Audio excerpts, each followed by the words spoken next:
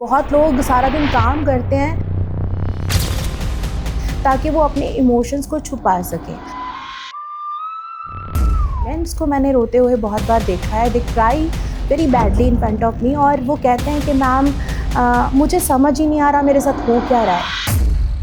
कुछ ऐसा आपको लगता है कि कोई मिसकंसेप्शंस होते हैं साइकोलॉजिस्ट के बारे में? देखिए, आज भी बोला जाता है कि ये पागलों के डॉक्टर है।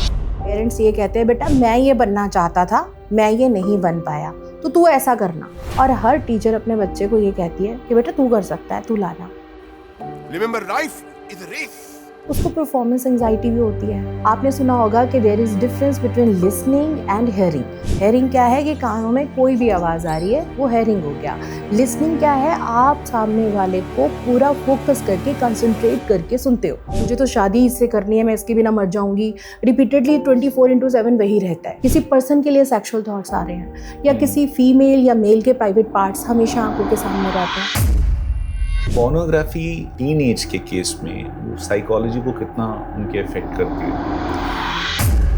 बिफोर डूइंग सुसाइड, कि उनके साथ वाले वो चीज़ एसरटेन कर पाए कि हाँ ये ही और she has a suicidal tendency. But क्या इस चीज़ को रोका जा सकता था? हम फिटनेस की बात करते हैं, करियर की बात करते हैं, लेकिन मेंटल हेल्थ की बात आज भी खुलकर नहीं करते। इसी वजह से लाखों लोग एंजाइटी, डिप्रेशन और लोनलीनेस के साथ चुपचाप जी रहे हैं।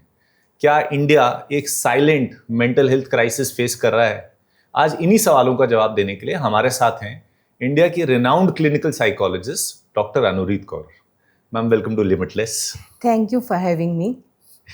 मैम, मेरा पहला क्वेश्चन ही इसी के अराउंड है that are we in a silent mental health epidemic in India? Sir, आज के टाइम पे आज का जो मॉडर्न एरा है वो डिजिटल एरा है। हम डिजिटल एज में जी रहे हैं जी। इसमें हम एक दूसरे के साथ कनेक्ट तो हो रहे हैं। हम जैसे फेसबुक पे कनेक्टेड हैं, हम सोशल मीडिया पे कनेक्टेड हैं, हम इंस्टा पे कनेक्टेड हैं, लेकिन हम इमोशनली डिस्कनेक्ट हो रहे हैं।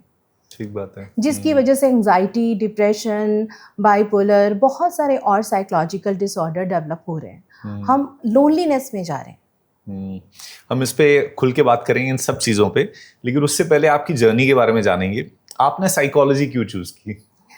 सर, मैं 5-6 इयर्स की थी। मैंने अपने पेरेंट्स को आपस में डिस्कस करते सुना कि सबकी अपनी अपनी सोच होती है, किसी की सोच को बदला नहीं जा सकता। ये सेंटेंस मेरे माइंड में स्टक हो गया कि सोच क्या होती है, अच्छी और बुरी सोच क्या होती है, क्या सोच को बदला जा सकता है? बदला जा सकता है तो कैसे? जैसे जैसे मैं बड़ी होती गई, मेरे साथ ये सेंटेंस भी बड़ा होता गया।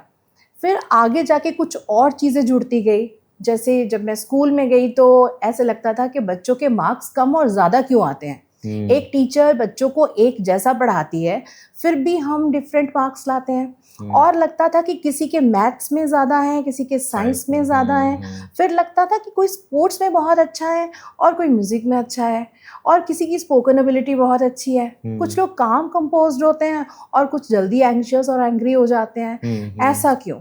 और अच्छी और बुरी सोच और ऐसा क्यों की वजह से आज मैं आपके सामने हूँ एज अ साइकोलॉजिस्ट। मुझे बचपन से ये इस चीज़ के बारे में जानना बहुत अच्छा लगता था कि लोग क्यों सोचते हैं और हमारी थिंकिंग कैसे डेवलप होती है। बट साइकोलॉजी अगर हम बात करें, उसकी भी काफ़ी ब्रांचेस है, राइट? अगर एक साइकोलॉजिस्ट होता है, क्लिनिकल साइकोलॉजिस्ट होता है, तो क्या डिफरेंस क्या होता है और कितने प्रकार के होते हैं साइकोलॉजिस्ट? देखिए सर, क्लिनिकल साइकोलॉजिस्ट जो होते हैं वो हॉस्पिटल सेटअप में काम करते हैं, जो सीवियर साइकोलॉजिकल डिसऑर्डर्स पे काम करते हैं विद साइकेट्रिस्ट मिलकर, जिसमें जैसे सीवियर एंजाइटी है, डिप्रेशन है, साइकोसिस है और न्यूरो डेवलपमेंटल डिसऑर्डर्स हैं। तो क्लिनिकल साइकोलॉजिस्ट हॉस्पिटल सेटअप में काम करते हैं। और काउंसलिंग साइकोलॉजिस्ट माइल्ड इश्यूज जैसे सिबलिंग राइवलरी है और करियर गाइडेंस एंड काउंसलिंग है, मैरिज काउंसलिंग है, कपल काउंसलिंग है, ऐसे इश्यूज को एड्रेस करते हैं। वो एनजीओज में काम कर सकते हैं, स्कूल में काम कर सकते हैं। तो स्पोर्ट्स साइकोलॉजिस्ट हैं, आजकल स्पोर्ट्स में भी ज़रूरत पड़ती है। तो स्पोर्ट्स साइकोलॉजी होती है, उसके बाद न्यूरो साइकोलॉजी होती है जो ब्रेन पे साइकोलॉजिस्ट काम करते हैं, और उसके बाद फिर रिसर्च पे काम होता है। तो रिसर्च बट इन सबकी साइकोलॉजिस्ट एजुकेशन डिफरेंट होती है? नहीं सर, इनकी एजुकेशन सिर्फ क्लिनिकल साइकोलॉजिस्ट जो हैं वो मास्टर्स क्लिनिकल साइकोलॉजी में करते हैं, और counselling psychologist master counselling psychology में करते हैं। क्लिनिकल साइकोलॉजिस्ट के पास RCI रजिस्ट्रेशन होना चाहिए, और काउंसलिंग साइकोलॉजिस्ट को रजिस्ट्रेशन नंबर की ज़रूरत नहीं होती। But clinical psychologist actually core issues को एड्रेस कर सकता है, ऐसा भी होता है? जी सर, जो क्लिनिकल साइकोलॉजिस्ट हैं वो हर चीज़ को एड्रेस कर सकते हैं क्योंकि वो डीपर पढ़ते हैं, एंड जो काउंसलिंग साइकोलॉजिस्ट हैं वो साइकोलॉजिकल डिसऑर्डर्स नहीं पढ़ते, तो ये डिफरेंस होता है। तो कोई बच्चे को अगर इस सब्जेक्ट में इंटरेस्ट है आफ्टर 12th, तो हाउ डज ही और शी डिसाइड कि उसको कौन सी वाली फील्ड में, बिकॉज इतना तो एक 12th क्लास के बच्चे को इतना रियलाइजेशन नहीं होगा, तो वो कैसे एसरटेन करे कि उसको क्लिनिकल में जाना है या काउंसलिंग में जाना है या न्यूरो में जाना है?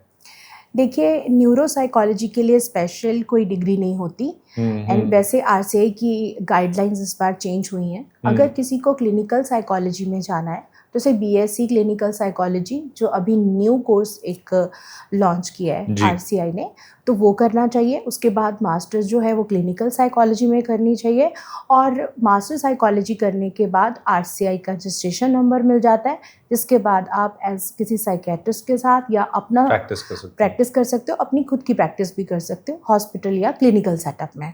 जिसको काउंसलिंग में इंटरेस्ट है, जिसको लगता है कि सीवियर साइकेट्रिक डिसऑर्डर्स को डील नहीं करना, वो जैसे मैरिज काउंसलिंग में जाना चाहते हैं, स्कूल काउंसलिंग में जाना चाहते हैं, तो वो काउंसलिंग साइकोलॉजी में मास्टर्स कर सकते हैं। उनको RCI रजिस्ट्रेशन की ज़रूरत नहीं है। कोई ऐसी बुक्स या पॉडकास्ट या कुछ आप रिकमेंड करेंगे जो बच्चे इस सब्जेक्ट में इंटरेस्टेड हैं? देखिए, जनरल अगर बच्चों को करना है तो dream interpretation by doctor Sigmund Freud बहुत अच्छा है, वो पढ़ना चाहिए। मॉर्गन एंड किंग की बुक है, वो पढ़ सकते हैं। बैरन की एक बुक है, वो पढ़ सकते हैं। वो जनरल साइकोलॉजी एक बार कॉन्सेप्ट क्लियर करा देती है। आपके गुरु कौन रहे हैं साइकोलॉजी में? मेरे डॉक्टर अरुणा ब्रूटा। ओके। मैं हमेशा उनसे बहुत इन्फ्लुएंस्ड रही हूँ। Can introverts become psychologist? ये बहुत आता है बच्चों को कि मैं तो इंट्रोवर्ट हूँ, क्या मैं साइकोलॉजिस्ट बन सकता हूँ या बन सकती हूँ? इंट्रोवर्ट बिल्कुल अच्छे से साइकोलॉजिस्ट बन सकते हैं। वो अपनी स्ट्रीम इस तरह की चूज़ कर सकते हैं, जैसे कि रिसर्च में आपको ज़्यादा बोलने की ज़रूरत नहीं है, एंड क्लिनिकल साइकोलॉजी में आपको बोलना और सुनना दोनों पड़ते हैं। जैसे मैं क्लिनिकल साइकोलॉजिस्ट बनी because I am very talkative and I am good listener too, तो मेरे पर्सनैलिटी ट्रेट्स मेरे प्रोफेशन को मीट करते हैं, तो इसलिए मैंने ये प्रोफेशन चूज़ किया। कुछ ऐसा आपको लगता है कि कोई मिसकंसेप्शंस होते हैं साइकोलॉजिस्ट के बारे में? देखिए, आज भी बोला जाता है कि ये पागलों के डॉक्टर हैं। आज भी ये बोला जाता है, इंस्टेड ऑफ सेइंग कि they are mental health professionals, तो लोगों को लगता है कि going to psychiatrist and a psychologist अभी भी टैबू है, राइट? उनको लगता है कि लोगों को डिसऑर्डर वर्ड्स नहीं समझ में आता, उनको डिजीज समझ आता है कि मुझे कोई मेंटल डिजीज नहीं है, राइट? तो आज भी कुछ लोगों के लिए टैबू होता है। लोग जाना नहीं चाहते, उनको ये लगता है कि लोग क्या कहेंगे, लोगों को लगेगा कि ये पागल है, लोगों को लगे नहीं। इवन पेरेंट्स आके बोलते हैं, मैम खाता पीता तो ठीक है, बस पढ़ता ही नहीं, बस बात ही नहीं मानता। वो नहीं समझते कि बहुत सारी चीज़ें इसके साथ चल रही हैं जिनको एड्रेस करने की ज़रूरत है। बट कुछ डिफरेंस आपको लग रहा है in last 10 years acceptability level पे कुछ आया है? कि बिकॉज पहले तो बिल्कुल ही पहले तो झाड़ फूक में भी चले जाते थे लोग कि अगर कुछ ऐसा हो रहा है समझ नहीं आता, बट एक्सेप्टेबिलिटी लेवल पे अब आपको लगता है कि पेरेंट्स भी थोड़े से अवेयर हो रहे हैं मेंटल हेल्थ को लेकर? जी सर, मेंटल हेल्थ को लेकर कंपैरेटिवली 10 years बैक तो ये बहुत बड़ा टैबू था। साइकियाट्रिस्ट या साइकोलॉजिस्ट के पास जाने से बेटर था लोगों को कि एस्ट्रोलॉजर के पास चले जाएं, पूजा करा ले या झाड़ फूक करा ले। बिल्कुल ठीक बात। लेकिन आज भी बहुत लोग ऐसा करते हैं, और झाड़ फूक कराने के बाद, एस्ट्रोलॉजर के से मिलने के बाद वो हमारे पास आते हैं तो प्रॉब्लम काफ़ी बढ़ चुकी होती है। लेकिन फिर भी जो सोशल मीडिया की वजह से मेंटल हेल्थ के लिए अवेयरनेस आ रही है। आजकल लोग आने से बहुत लोगों को लगता है कि हमें साइकोलॉजिस्ट को मिल लेना चाहिए, बहुत लोग मिल लेते हैं। लेकिन इस एक्सेप्टेबिलिटी लेवल के बाद भी क्या ये सही होगा बोलना कि इंडिया एक्चुअली एक मेंटल हेल्थ इमरजेंसी फेस कर रहा है अभी? जी बिल्कुल कर रहा है। हम बहुत सारी चीज़ों में प्रोग्रेस कर रहे हैं, जैसे हम टेक्नोलॉजी में प्रोग्रेस कर रहे हैं, हम एजुकेशन में प्रोग्रेस कर रहे हैं, लेकिन हम सेम पेस पे इमोशनली नहीं हैं। इमोशनल हेल्थ के लिए, मेंटल हेल्थ के लिए हम सेम पेस पे नहीं, हम बहुत पीछे हैं कंपैरेटिवली। टेक्नोलॉजी ने जितना प्रोग्रेस किया है, कंपैरेटिवली जितना एजुकेशन में हमने प्रोग्रेस किया है, एंड कंपैरेटिवली हमने बहुत सारे अदर फील्ड्स में प्रोग्रेस किया है। बट इसका कोर रीज़न क्या है? सर, इसका एक तो अवेयरनेस भी है, और दूसरा जो है लोगों में आज भी एक्सेप्टेंस नहीं है। उनको लगता है टैबलेट खा लेने से बेटर है, जैसे फीवर है तो डॉक्टर के पास जाएंगे, और मेंटल हेल्थ के लिए उनकी पेरेंटिंग ही ऐसी हुई है, अगर मैं कहूँगी कि कंडीशनिंग ही ऐसे हुई है। जैसे बहुत बार हम ये बोला जाता है कि फ्रेंड्स हैं, फ्रेंड्स के साथ बात कर लो, राइट, पेरेंट्स के साथ बात कर लो, या हमने भी बहुत काउंसलिंग की मैम, हम पेरेंट्स आके बोलते हैं मैम अब आप करके देख लो, हमने बहुत काउंसलिंग की। लेकिन काउंसलिंग एक प्रोफेशनल का करना और आपका काउंसलिंग करना, दोनों में फ़र्क होता है। मैं पूछती हूँ कि आपने काउंसलिंग में क्या किया, तो कहते काउंसलिंग में मैम बहुत समझाया। तो समझाना काउंसलिंग नहीं होता, इसकी स्टेजेस होती हैं, इसके स्टेप्स होते हैं। और साइकोथेरेपी एंड काउंसलिंग में भी फ़र्क होता है। एक काउंसलर जो है या काउंसलिंग साइकोलॉजिस्ट है, वो जनरल काउंसलिंग करता है, लेकिन जो क्लिनिकल साइकोलॉजिस्ट है या साइकोलॉजिस्ट है, वो साइकोथेरेपी करता है, स्ट्रक्चर्ड साइकोथेरेपी करता है। वो पहले tailor made psychotherapy, for example जैसे किसी को एंजाइटी है, किसी को बाइपोलर है, किसी को डिप्रेशन है, तो उसकी पहले पूरी प्रॉब्लम सुनी जाती है। सबसे पहले कंप्लीट केस हिस्ट्री ली जाती है, उसके बाद मेंटल स्टेटस एग्जामिनेशन देखा जाता है, क्लिनिकल ऑब्जर्वेशन होती है, और कुछ साइकोलॉजिकल असेसमेंट्स होती हैं। On the based of that फिर देखा जाता है कि क्या फ्रीक्वेंसी कितनी है, डेंसिटी कितनी है। On the basis of that फिर हम लोग टेलर मेड साइकोथेरेपी प्लान करते हैं। और इन सब चीज़ में listening is the most important thing, कि वो जो आदमी आया है या whoever लेडी, और वो एक्चुअली किस चीज़ को फेस कर रहा है, he or she needs to be heard. That is the most important thing. Sir, ये बहुत इंपॉर्टेंट फैक्टर है। Listening is most important. आपने सुना होगा कि there is difference between listening and hearing. Hearing क्या है कि कानों में कोई भी आवाज़ आ रही है, वो हेयरिंग हो गया। लिसनिंग क्या है, आप सामने वाले को पूरा फोकस करके, कंसंट्रेट करके सुनते हो। बहुत बार आके लोग ये कॉम्प्लीमेंट भी हमें देके जाते हैं कि मैम आज पहली बार फील हुआ कि हमें सुना गया, मुझे समझा गया। क्योंकि अगर वो फ्रेंड्स के साथ बात करते हैं तो वो कहते हैं चिल करो, राइट, चिल करो, कुछ नहीं हुआ है, कुछ इसके बारे में क्यों सोच रहा है, सोचना छोड़ देना। अगर वो सोचना छोड़ दे तो वो सोचे ही क्यों।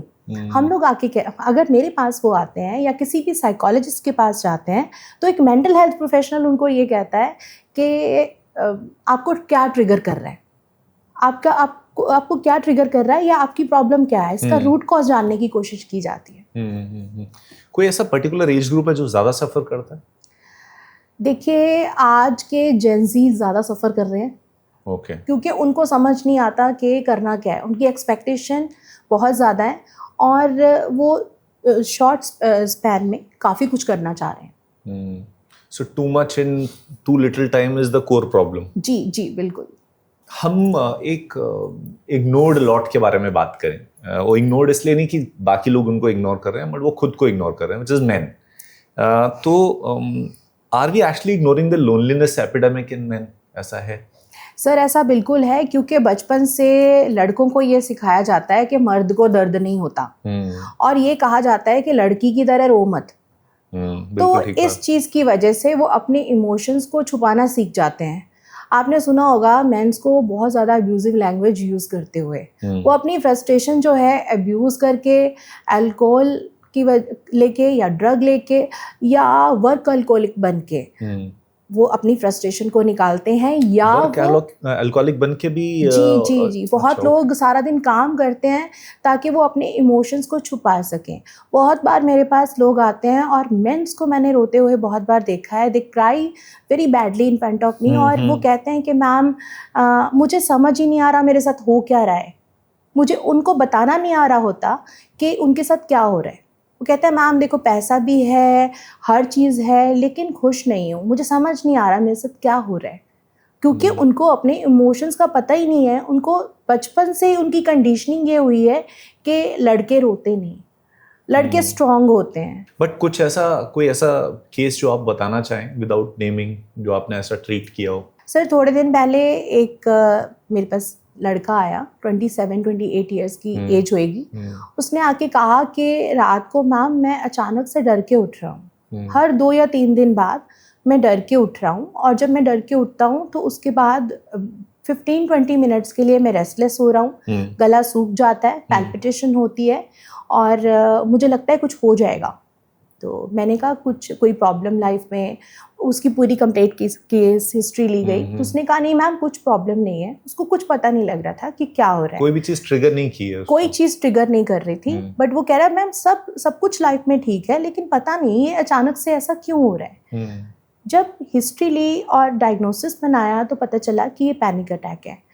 और पैनिक अटैक उसको क्यों हो रहे थे, क्योंकि बचपन से लेके आज तक पेरेंट्स के साथ रिलेशनशिप अच्छा नहीं है, वो अकेले रह रहा है, कोई भी ऐसा नहीं है जिसके साथ शेयरिंग हो पाए।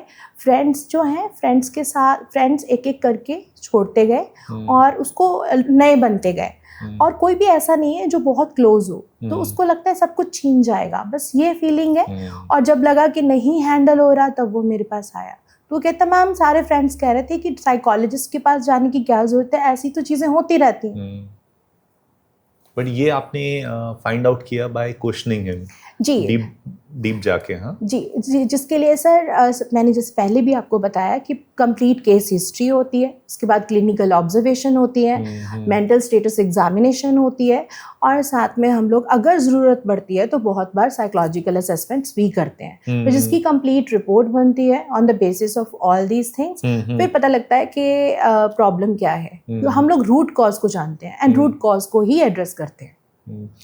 Even in case of married man also lot of husband says कि हमें ना इमोशनली अंडरस्टैंड कोई नहीं करता, और डिफरेंट तरीके के सर्कमस्टांसेस होते हैं। Some are trap between wife and mother, some don't have good relations with either of side. तो वो केसेस कैसे एड्रेस किए जाते हैं? सर बहुत बार ऐसे कपल काउंसलिंग में हस्बैंड एंड वाइफ दोनों आते हैं, जिसमें आके हस्बैंड कहते हैं कि मैम वाइफ और मदर के बीच में मैं ऐसा फंस गया, मुझे समझ नहीं आता मुझे क्या करना है। तो ऑफिस से थक के आता हूँ और आते सार मम्मी और वाइफ दोनों की कंप्लेंट्स होती हैं, और मैं क्या करूँ। तो ऐसे में उनको ये कहा जाता है कि सबसे पहले open communication is the key. आप आपस में पहले बैठिए, मदर के साथ बात करिए, वाइफ के साथ बात करो, डाइनिंग टेबल पे सब बैठो, अगर कोई प्रॉब्लम है तो उसका टेबल पे बैठ के सोल्यूशन निकालो। क्योंकि बहुत बार आपने घरों में देखा होगा सर, हम बातों को सप्रेस करते जाते हैं, जिसके बाद वो एक तरह बॉम्ब की तरह फटती हैं, और जिस टाइम घर में बहुत लड़ाइयाँ होती हैं या झगड़े होते हैं, आपने देखा होगा कि जिस बात पे लड़ाई हुई थी वो बात नहीं होती, पीछे बहुत सारी चीज़ों को कुरेद लिया जाता है। तो इसलिए साथ के साथ चीज़ों को एड्रेस करना ज़रूरी है और एक दूसरे को समझना ज़रूरी है। एक दूसरे की अंडरस्टैंडिंग करेंगे तो लाइफ बेटर हो जाती है। बट इस केस में क्या फोकस पहले एक दूसरे से बात करके फिर एक साथ बात करने पे होता है कि you have to address everything at one go with everyone? देखिए मैं सबसे अलग अलग बात करती हूँ, और हर साइकोलॉजिस्ट ही सबसे अलग अलग बात करता है, फिर उसके बाद एक साथ बात की जाती है। कपल साइकोलॉजी के एंड कपल काउंसलिंग के भी बहुत सारे स्टेप्स होते हैं, हम एक साथ सबको नहीं हुए, एक साथ तो फिर आपस में लड़ाई हो जाती है। Right. But most of these cases जो आपके पास आते हैं, खासकर कपल्स, दे गेट एड्रेस की उसके बाद भी इश्यूज रहते हैं? सर मोस्टली उनको देखो, हम लोग ये नहीं कहते कि ये इशू है और इस इशू को हमने रिजॉल्व कर दिया। कोशिश ये होती है कि उनको वो ट्रेनिंग दी जाए कि ये ऐसे चैलेंजेस आपकी लाइफ में आएंगे, तो आपको इसको एड्रेस खुद से करना आना चाहिए। आपको उनको ये ट्रेनिंग दे दी जाती है कि ऐसे इश्यूज आते रहेंगे और आपको इस वे से इनको एड्रेस करना है। सबसे पहले तो एक दूसरे को अंडरस्टैंड करना है और सुनना है, एक दूसरे की बात को नहीं काटना और एक दूसरे के इमोशंस को समझ के लाइफ को चलाना है। अच्छा, fake dowry cases and domestic violence cases जो फेक होते हैं, उससे भी इम्पैक्ट पड़ता है मेंस हेल्थ पे? सर बहुत ऐसे भी आते होंगे आपके पास? जी बहुत पड़ता है, बहुत पड़ता है। बहुत बार आके मेंस ये कहते हैं कि मैम मेरा 1% भी इसमें कसूर नहीं था। और एक मैं आपको केस बताती हूँ, मेरे पास एक CBI से एक लड़का आया एंड साथ में उसके बहुत ब्यूटीफुल उसकी वाइफ, दोनों आए, और वो कहते उन्होंने कहा स्टार्टिंग ही झूठ से हुई, स्टार्टिंग अच्छा। झूठ से कैसे हुई, उसने कहा कि मेरे फादर इन लॉ ने मुझे कहा कि वो किसी बहुत रिनाउंड हॉस्पिटल, मैं हॉस्पिटल का नाम नहीं लूँगी, कि उसमें डॉक्टर हैं, सर्जन हैं। और बाद में पता चला, और वाइफ जो है वो उसने नर्सिंग का 4 इयर्स का कोर्स किया हुआ है। वो कहते जब एंगेजमेंट होने वाली थी, एंगेजमेंट के बाद ये चीज़ हमारे सामने आई, तो बाद में पता चला कि फादर इन लॉ डॉक्टर नहीं है, उनका कोई छोटा सा बिजनेस है। और जो वाइफ है वो 12th पास है, और वाइफ की किसी कोर्स में एडमिशन कराई हुई है जो वो कुछ कर नहीं रही है। और उसके बाद वो कहते मैंने इस चीज़ के लिए भी माफ़ कर दिया कि लड़की का कोई कसूर नहीं है, कोई बात नहीं। लेकिन वो अब रहना नहीं चाह रही। बाद में जब उन्होंने किसी डिटेक्टिव को देके केस पता कराया तो पता चला कि लड़की का एक्स्ट्रा मैरिटल अफेयर चल रहा था, जिसकी वजह से वो उसके साथ रहना नहीं चाह रही थी। और उन्होंने कहा कि अगर लड़की को तूने नहीं रखा तो हम केस डाल देंगे और तेरी गवर्नमेंट जॉब जो है वो छूट जाएगी और तू जेल भी जाएगा। तो ही वॉज एक्सट्रीमली डिप्रेस्ड कि मैम या तो इसे समझा दो, मैं इसे छोड़ना नहीं चाह रहा, मैं अभी भी एक्सेप्ट करने को तैयार हूँ। और उसने कहा कि ये देखो इसकी वीडियोस लड़कों के साथ हैं जो एक्सेप्टेबल किसी मेल के साथ नहीं होती, मैं तब भी माफ़ करने के लिए रेडी हूँ। बट वो लड़की, मैंने कहा कि आज दोनों एक साथ रहो और अपनी प्रॉब्लम्स को मुझे कल आके बताना। तो वो कहती, वो नहीं गई उसके साथ, कहती नहीं मैं जाऊँगी। लड़की उसके साथ जा भी नहीं रही है और केस की भी धमकी दे रहे हैं फादर और डॉटर। तो ऐसे में मैन सफ़र करते हैं। हम बच्चों पे आते हैं। आजकल बहुत सारे केसेस हो रहे हैं बच्चों के भी। आज की टाइम में why are children getting so angry and aggressive? ऐसे केसेस क्यों आ रहे हैं? सर पहले के टाइम में क्या था, हमारे टाइम में क्या था, हम लोग बाहर खेलते थे और एनर्जी हम अपनी चैनलाइज करते थे। हम सोशल इंटरेक्शन सीखते थे, सोशलाइज करना सीखते थे, फ्रेंड्स बनते थे। आज के बच्चों के पास फ़ोन भी है, टैब भी है, उनके पास लैपटॉप भी है। तो बच्चे गेम्स खेलते हैं, अंदर ही खेलते हैं, इंडोर। वो सारा दिन या तो फ़ोन पे होते हैं या वो अपनी टैब के साथ खेल रहे होते हैं। तो उनको सोशलाइज करने का तो मौका ही नहीं मिलता। तो फिर इसमें कहीं ना कहीं तो पेरेंटिंग का भी कसूर है? सर बिल्कुल है, लेकिन हर, आप देखिए घर में अगर 4 लोग हैं तो चारों अपने अपने फ़ोन्स पे लगे होंगे। मैं आपको अभी एक इंसिडेंट बताती हूँ। थोड़े दिन पहले मैं कहीं बाहर गई, दिल्ली से बाहर गई, तो मैंने एयरपोर्ट पे देखा जितने लोग थे सब अपने अपने फ़ोन्स पे लगे हुए हैं। जितने बच्चे हैं बच्चों के पास अपने फ़ोन हैं, बड़े हैं उनके पास अपने फ़ोन हैं, हर कोई अपने फ़ोन पे लगा हुआ है।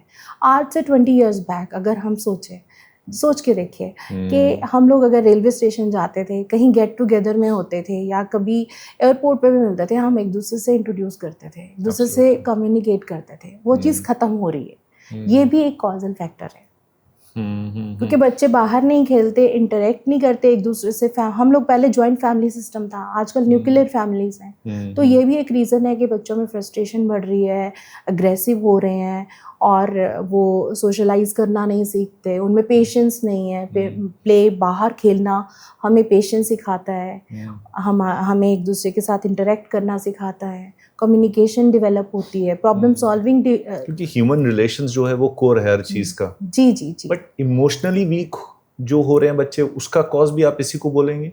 सर बिल्कुल, उसका रीज़न ये है कि पहले क्या था फैमिली में, अगर जॉइंट फैमिली की भी मैं बात करूं तो बड़ों का डर होता था, बड़ों की रिस्पेक्ट करते थे, डर से भी ज़्यादा रिस्पेक्ट होती थी। आजकल क्या है, आजकल न्यूक्लियर फैमिलीज़ हैं और बच्चे सोशल मीडिया पे जो देखते हैं, जैसे पता नहीं मुझे कहना चाहिए ये वर्ड कि नहीं, कि कैरी मिनाटी, मैंने देखा कि बच्चे अब्यूजिव लैंग्वेज क्यों यूज़ कर रहे हैं। फिर मैंने देखा कि ये कैरी मिनाटी का नाम बड़ा लेते हैं। जब कैरी मिनाटी की मैंने वीडियोस जाके देखी, then I got to know कि बच्चे अब्यूजिव लैंग्वेज इस वजह से यूज़ करते हैं। और आजकल एक और बहुत ज़्यादा मैंने केसेस जो ओपीडी में मैं देखती हूँ, ADHD के केसेस बहुत आ रहे हैं। ADHD के साथ OCD भी एसोसिएटेड होता है। सर आप ADHD एज ए टर्म हमारे व्यूअर्स को समझाना चाहिए, क्या होता है एग्जैक्टली? सर ADHD और attention deficit hyper activity disorder, जिसमें बच्चों में 3 तरह से हम लोग डायग्नोसिस बनाते हैं, जिसमें अटेंशन डेफिसिट, जैसे कि अटेंशन स्पैन का कम होना,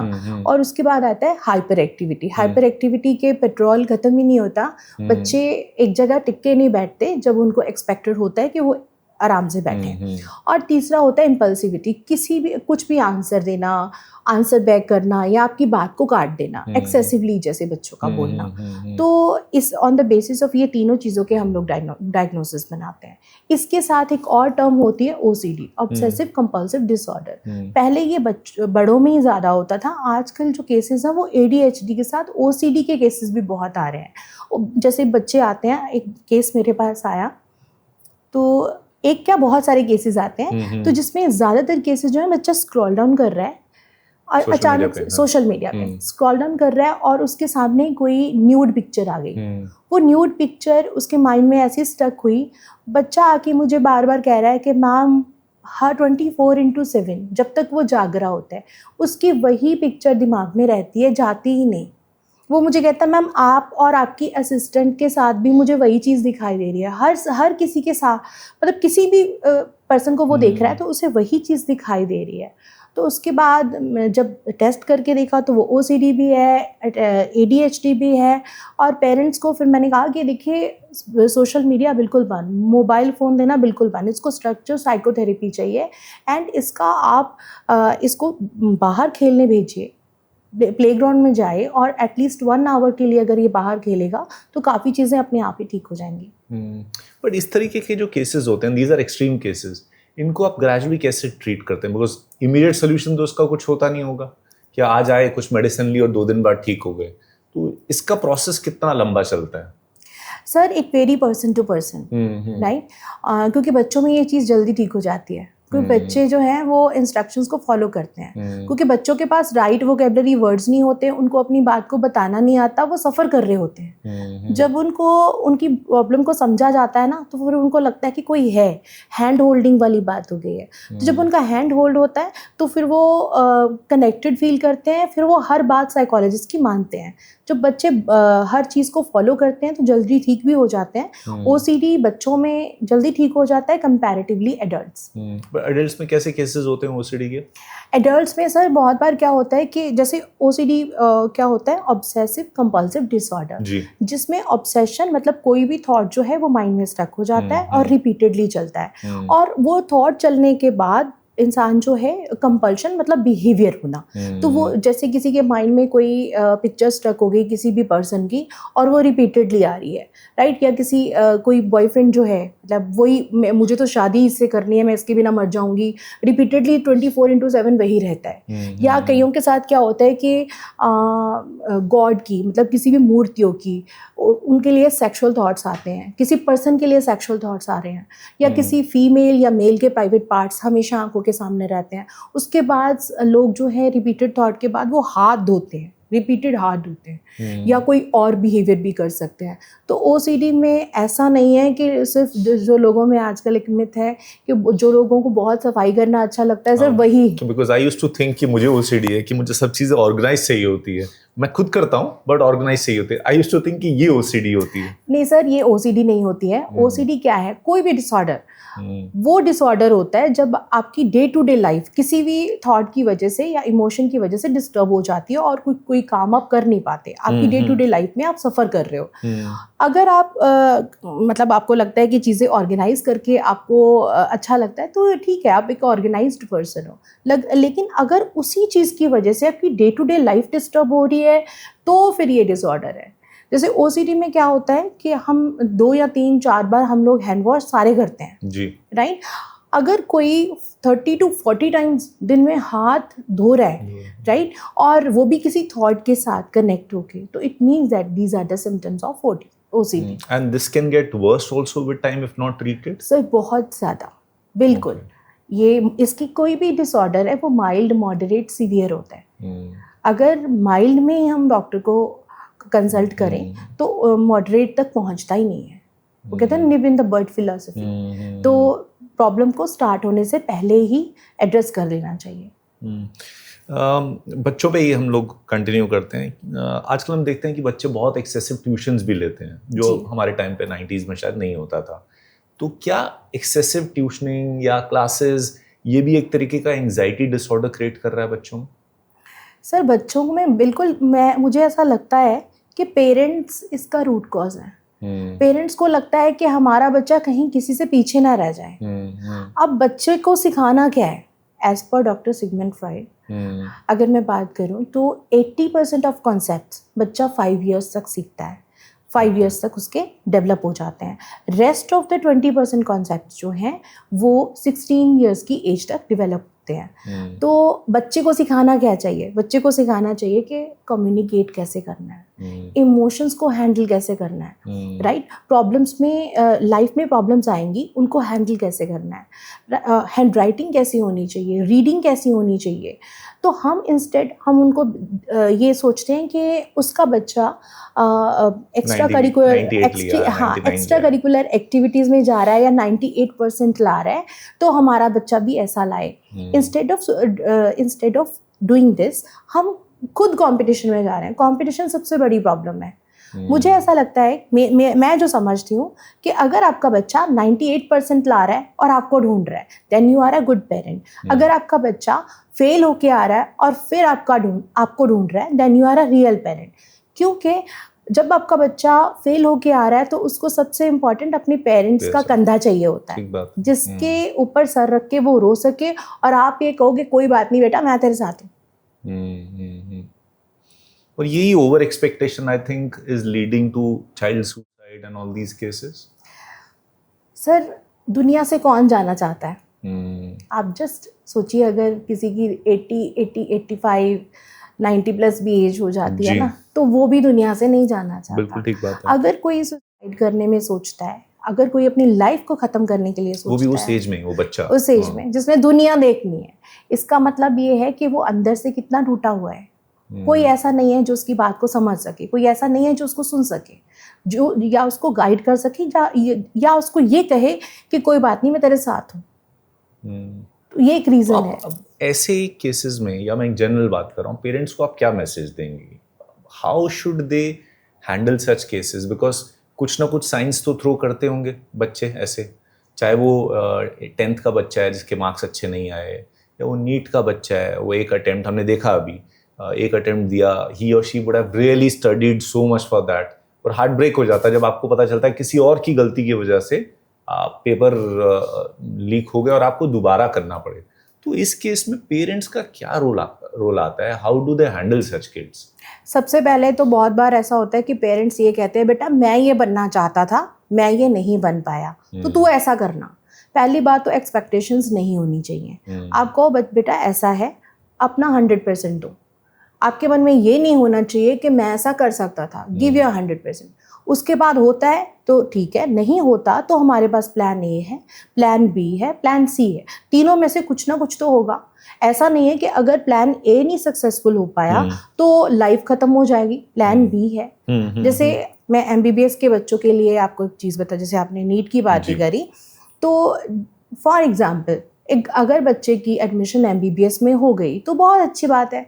अगर नहीं हुई तो डिप्रेस होने की क्या बात है? वो बच्चे क्लिनिकल साइकोलॉजी में जा सकते हैं, BDS कर सकते हैं, और RCI के बहुत सारे कोर्सेज हैं जिनमें जा सकते हैं, अगर उनको हॉस्पिटल सेटअप में ही रहना है तो हर चीज़ में plan A, plan B, plan C पहले डिसाइड करना चाहिए कि अगर ये नहीं हुआ तो फिर ये होगा, अगर ये नहीं हुआ तो फिर इस चीज़ में हम जाएंगे।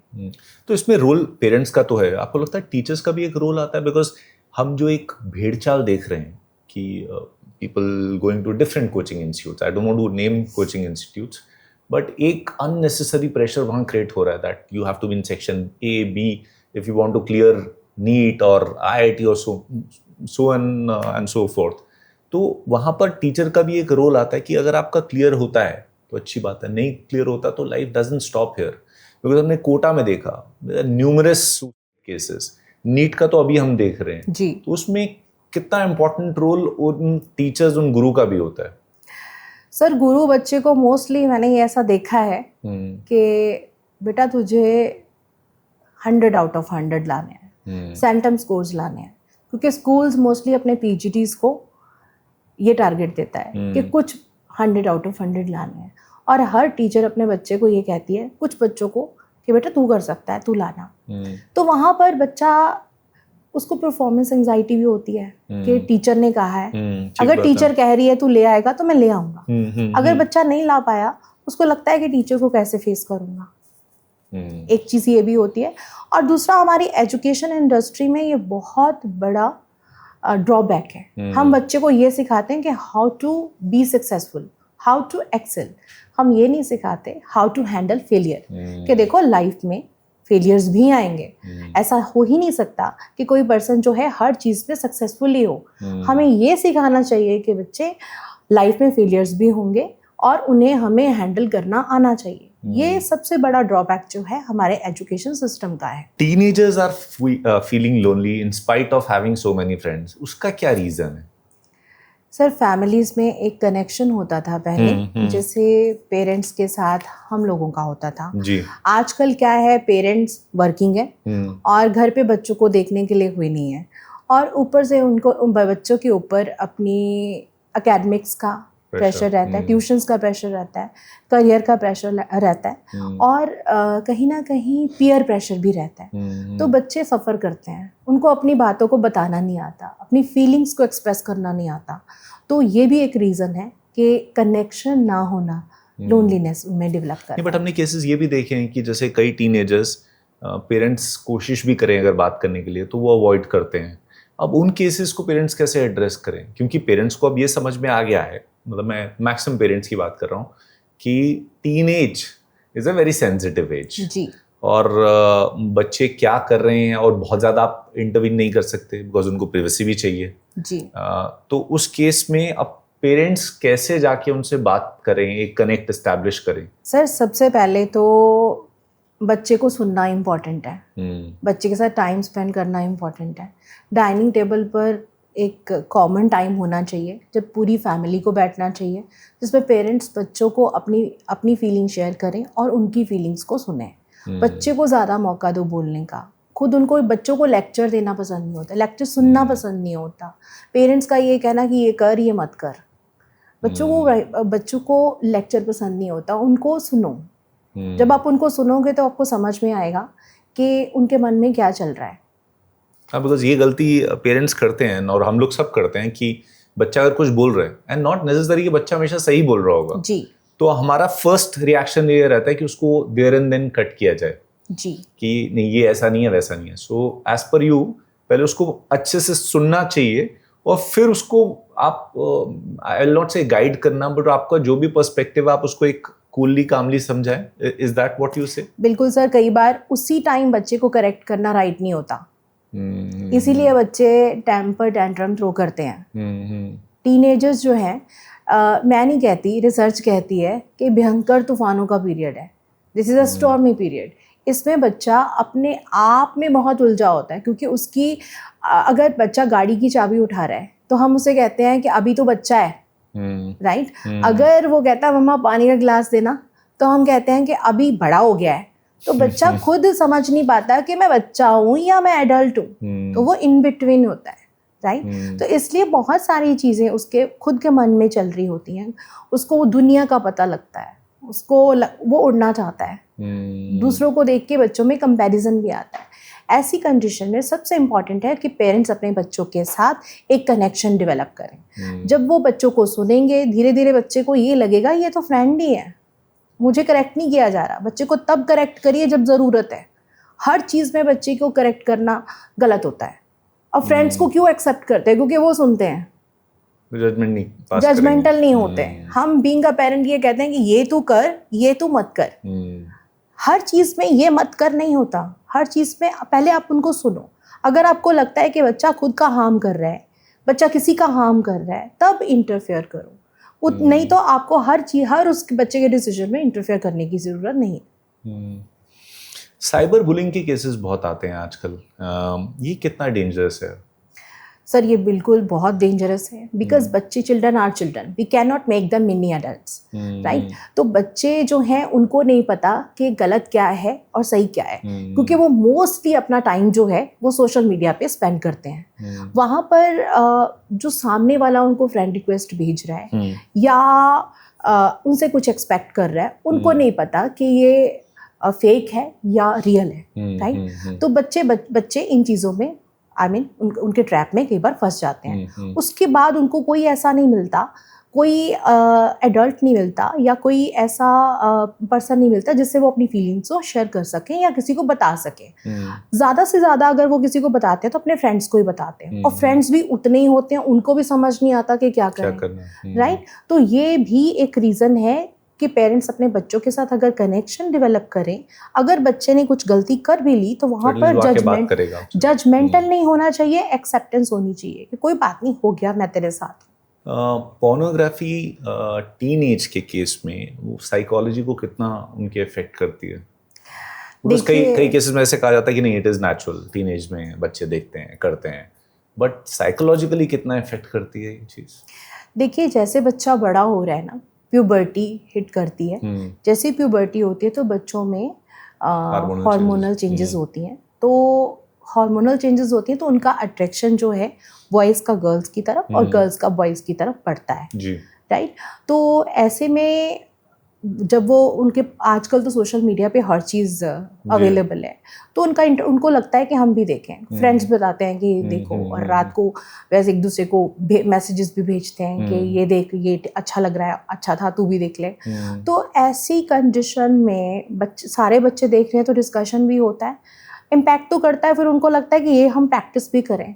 ऐसे मैंने एक केस मेरे पास आया जिसमें पेरेंट्स ने आगे बताया कि एक 11th क्लास का बच्चा 9th क्लास की लड़की को कह रहा है, 1000 रुपीज़ ले ले, मेरे साथ किस कर। और छोटे छोटे बच्चे आए और वो कहते हैं कि किस करने से नोज़ बीच में आती है। तो एक्सपेरिमेंट कर रहे हैं बच्चे, नहीं, मैंने पूछा आती है, नहीं मैम हमने करके देखा, नहीं आती, राइट। तो चिल्ड्रन आर चिल्ड्रन, उनको नहीं पता कि गलत क्या है, सही क्या है, उनको जो देखना है वो एक्सपेरिमेंट करना है, और जो नई चीज़ उनको लगता है कि हमारे लिए ये नई चीज़ है, उनको वो ज़रूर देखनी है। तो कहीं ना कहीं उनके माइंड पे डेफिनेटली इम्पैक्ट करता है।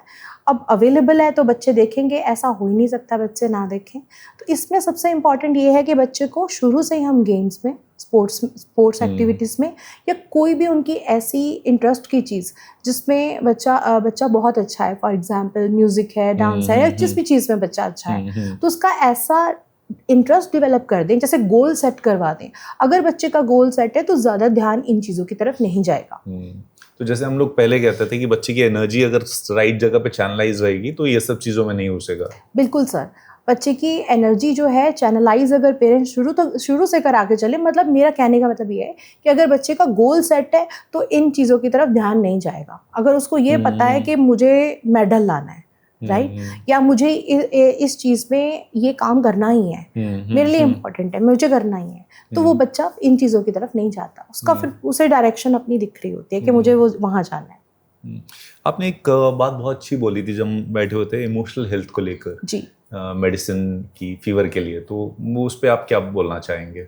सर देखिए, अगर फीवर का टाइमली ट्रीटमेंट हम ना लें तो वो इन्फेक्शन को बढ़ा सकता है। ऐसे ही अगर हम इमोशंस के बारे में डॉक्टर से बात ना करें तो इमोशनल हेल्थ भी हमारी डिस्टर्ब हो सकती है और आगे जाके साइकोलॉजिकल डिसऑर्डर्स में कन्वर्ट हो सकती है। So basically nib in the बड का जो आपने एग्जांपल दिया था कि स्टार्टिंग में अगर हम उसको एड्रेस कर लें तो वो इतना बड़ा इशू नहीं बन जाएगा। बिल्कुल सर। बट जैसे सुसाइड केसेस में हमने देखा, आपको लगता है कि कुछ ऐसे साइंस थ्रो करते हैं, चाहे वो टीनेजर हो या बच्चे हो या बड़े हो, बिफोर डूइंग सुसाइड, कि उनके साथ वाले वो चीज़ एसरटेन कर पाए कि हाँ ये ही और she has a suicidal tendency? अचानक बहुत डिस्टर्ब होना और फिर उसके बाद बिल्कुल शांत हो जाना, ओके, विथड्रॉल होना, राइट। ये सबसे जो इम्पॉर्टेंट साइन है, वो इम्पॉर्टेंट साइन ये है कि सर कोई इंसिडेंट हुआ, उस इंसिडेंट के बाद कोई पर्सन जो है बिल्कुल शांत हो गया, किसी से शेयरिंग ही नहीं कर रहा, ये सबसे इम्पॉर्टेंट सिम्टम है, राइट। एंड दूसरा जो है कुछ दिनों के लिए बिल्कुल विथड्रॉल, किसी से बात ही नहीं हो रही है। तो ऐसे केस में क्या करना चाहिए साथ वालों को? सर कनेक्शन बिठाना चाहिए, बात करनी चाहिए पर्सन को। अगर आपको लगता है कि कुछ ऐसा हो सकता है तो अकेले नहीं छोड़ना चाहिए, इमीडिएटली साइकेट्रिस्ट या साइकोलॉजिस्ट को कंसल्ट करना चाहिए। हम नीट के इशू पे आए, without getting into the politics of it, but काफ़ी बच्चों ने सुसाइड की। अब ये reason underline, see it is very easy to say कि अरे इमोशनली वीक रहे होंगे, that's not the case, right? जी it is a very very unfortunate thing, but क्या इस चीज को रोका जा सकता था सर, बिल्कुल एट रोका। Their level? I am saying कि बच्चे के लेवल पे या पेरेंट्स के लेवल पे, क्योंकि एज यू सेड कि कोई भी चीज एंड नहीं होती, जी you have a life ahead, तो इस चीज को कहीं रोका जा सकता था? सर, बिल्कुल रोका जा सकता था। और अगर खुल के बात की होती तो हमें पता ही, किसी को पता ही नहीं था कि बच्चे के मन में क्या चल रहा है। अगर नीट में सिलेक्शन नहीं हुआ तो इसका मतलब ये नहीं है कि लाइफ रुक गई है। किसी और कोर्स में भी आपका सिलेक्शन नहीं हो पाएगा, ऐसा नहीं है। और पेपर एक लीक हो गया तो हाँ जी। आपने अगर प्रिपेयर किया तो आप दूसरा पेपर भी दे अच्छा कर सकते हैं। जी जी जी, क्योंकि खुल के बात करने की जरूरत थी, जो बात नहीं की गई। देखो, कोई भी प्रॉब्लम है उसको रोका जा सकता है अगर हम प्रॉब्लम को शुरू से समझ लें तो।